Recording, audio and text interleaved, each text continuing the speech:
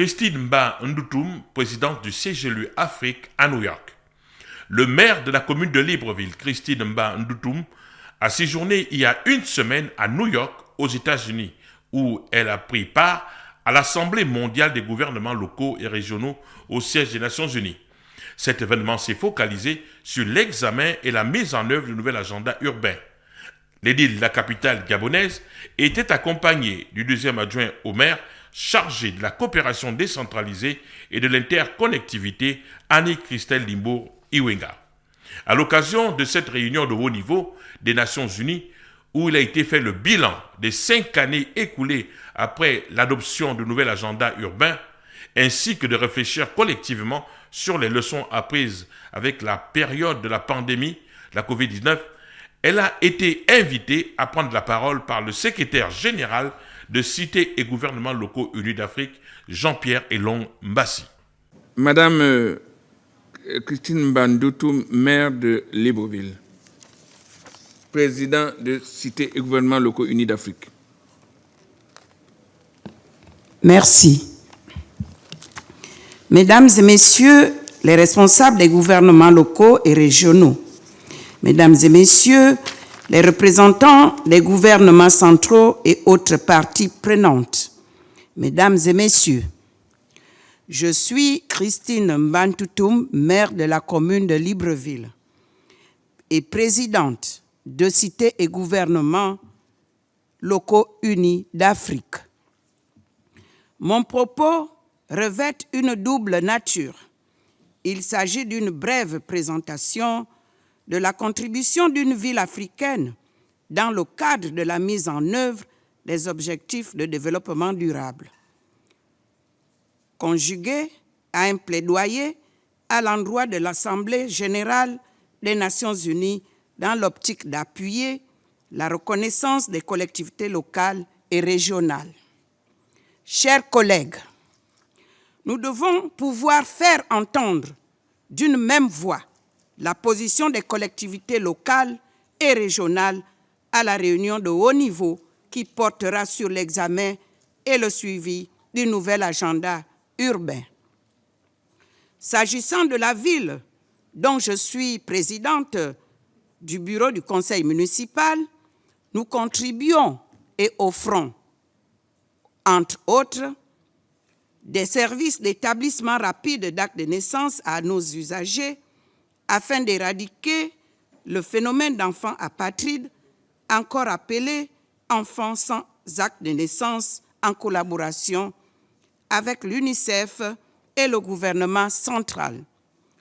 Des soins de santé de proximité à travers un programme ambitieux de modernisation des infrastructures de nos centres médicaux municipaux et aux réflexions de la mise en œuvre d'un programme intégré pour l'alimentation en eau potable dans le Grand Libreville avec l'État central.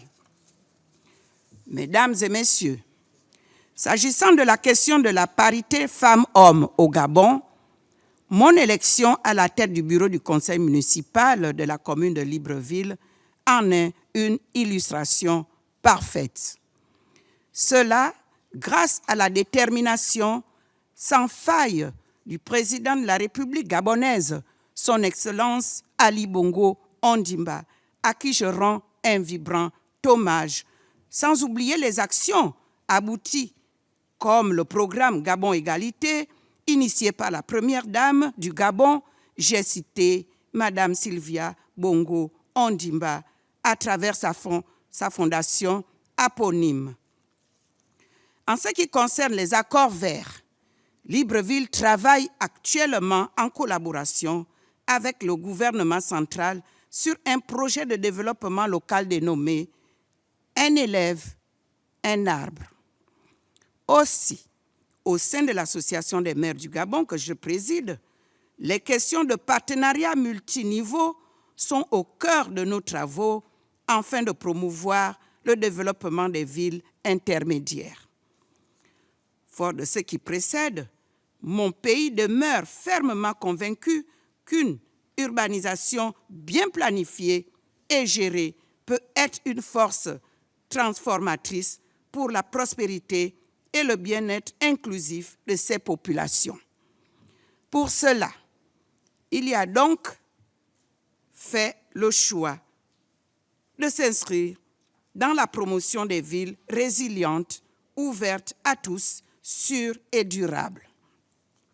Mesdames et messieurs, parce que le droit à la ville est un droit humain, parce que la crise sanitaire due à la COVID-19 nous a tous éprouvés en touchant nos concitoyens, nos villes, et nous a permis de découvrir que nous sommes liés les uns aux autres.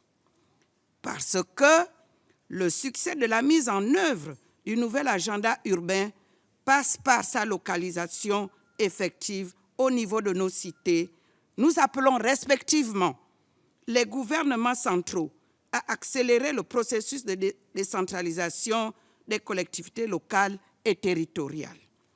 Les bailleurs de fonds et autres partenaires au développement à plus de confiance vis-à-vis des villes, garants de l'inclusion et de la durabilité de nos territoires.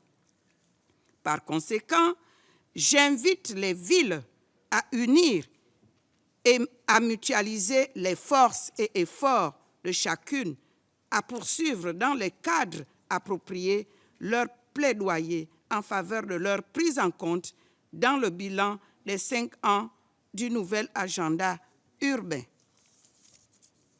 Nous soutenons sans réserve l'action menée par la Global Task Force de CGLU afin d'approfondir les échanges sur la reconnaissance des gouvernements locaux et régionaux en tant qu'acteurs formels du développement urbain durable. Je voudrais clore mon propos en vous invitant massivement à la 9e édition du sommet Africité, de cités de gouvernements locaux unis d'Afrique, qui se tiendra dans la ville de Kisumu, au Kenya, du 17 au 21 mai 2022. Vive les collectivités locales et régionales, vive le développement urbain durable.